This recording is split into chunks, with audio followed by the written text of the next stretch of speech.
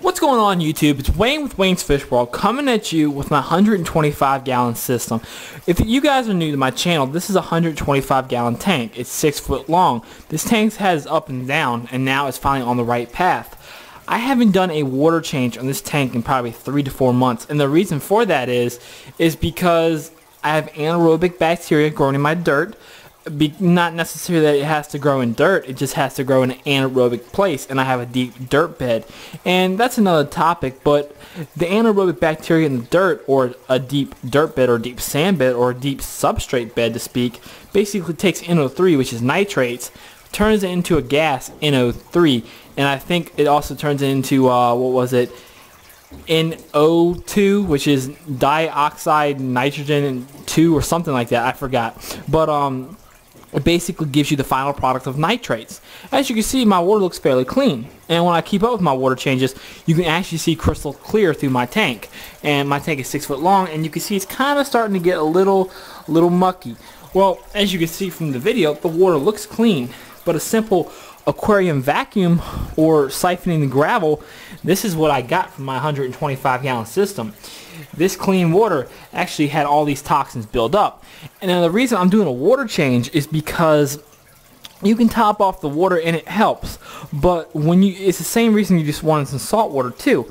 You replace nutrients, you replace trace elements, and you just replace minerals. Water changes help fish grow better, help plants grow better. It's more nutrients in the water, and it's just better for a freshwater tank.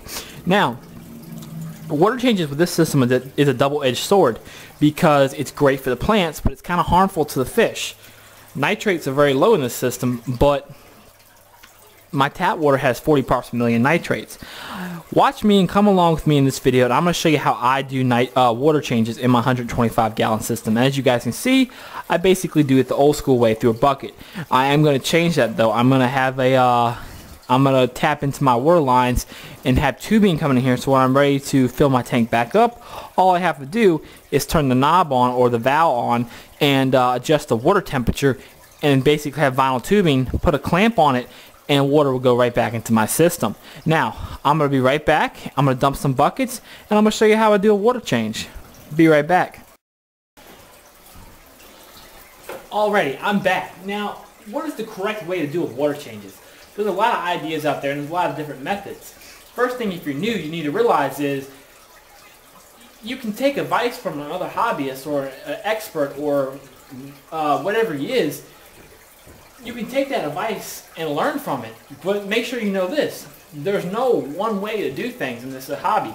You can set up one tank and another tank directly beside it, have the same lights, same filtration, same fish, same plants, feed it the same way, everything absolutely the same, and you could actually have different outcomes. So just because something happens in one person's tanks and they have luck with it, you might not have that luck. You might have to take a different approach. You might have to go a different route and find your own way, because that's one thing you gotta learn. You have to learn your system, not the hobby. That's a good phrase right there. Learn your system, not the hobby. So I'm gonna basically show you how I do it. My way will change in the future, but I basically do it with vinyl tubing, because I don't have to buy a siphon hose or a gravel vacuum. All you really need to do is stick this in your tank. The key is this point has to be lower than this point. So basically right now this would work.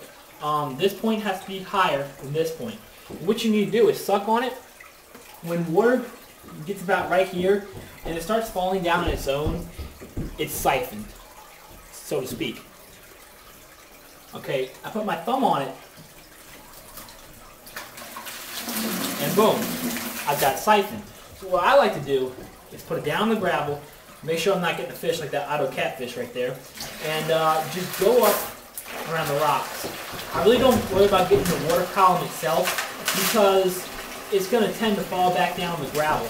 Now, the reason I don't like doing water changes that much often is because I believe that you should let your tank stay stable. Let it stay consistent. If you do too many water changes on it, it can backfire. Now, that came out wrong. That really did. Somebody's going to say I'm telling people wrong, and I kind of am there. Like I said, no two systems are the same. But that's with my system. My system, believe it or not, doesn't do too well with a lot of water changes. It just doesn't. But what you should try to do is take out 10% weekly or 20% bi-weekly. Or put it this way. Take out as much as you can, take out as little as you can, as much often as you can. And basically what that means is take a little bit out each week and you'll keep your parameters straight. Basically when you do a water change, you're replacing nutrients, elements, trace elements, and you're taking out the bad stuff and replacing good stuff. If that makes sense. Now I'm going to go dump the water, and you can see I just gravel vacuumed the bottom, and that's what I got. Alrighty, we've drained the tank down as much as we plan on draining it too. And just to show you, that water looks pretty clean, but here's a bucket of that water. And you know, on camera it's not really picking up, and it kind of is and it kind of is not, but it's kind of yellow. And the reason for that is that's the organics in the water. That's the dissolved organics. That's the waste. In the end, that's going to lead to nitrates, and in my case, it's going to lead to nitrogen gas. Just a little heads up, guys. Check out that Luigia, how red it is. That's what the LEDs are doing to my Luigia. Isn't that amazing?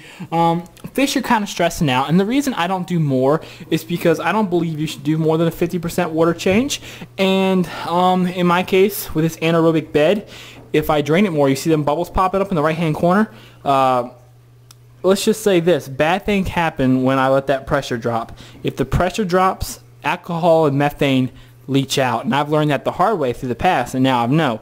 But you know, you have to go through these stages with your tank. You have to learn it. Like I said, know your system, not the hobby.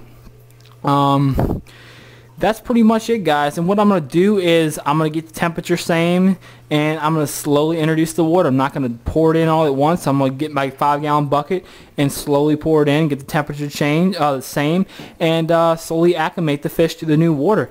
It kind of simulates the rainfall too. Sometimes if you lower the water, lower the temperature of the water, that'll trigger cory cats to breed. Just guys, the key thing to your tank is water changes. You keep up with your water changes. You could fail. I'm not gonna lie, you could fail, but you're more likely to succeed with your tank if you keep up with water changes, because water changes are pulling out the bads and they're putting in the goods, and they're replenishing the goods. So that's pretty much it, guys. Also, if you don't keep up with your water changes, it can lead to stuff like algae blooms. It can lead to cyanobacteria in salt water. It can lead to all kinds of bad stuff. And the reason for that is because this is what's in the water, organics. Alright, this tank got its first water change in over 3 to 4 months. It's been a while, so the fish are kind of acting a little weird because it's new water. They're not used to it. Usually I've been just topping off the water. When you do your water change, expect cloudy water. You're going to see your tank and you're just going to get dirty, and you're going to think, oh my goodness, it's even dirtier than before. Well, calm down. When this stuff settles down, you're going to realize that your tank is going to be even cleaner than before. And I'll come back at you when this tank settles down. Be right back. And you can see after a good water changes, plants start pearling. That means they got their nutrition back and they're doing good. They're producing a lot of oxygen and they're ready to grow.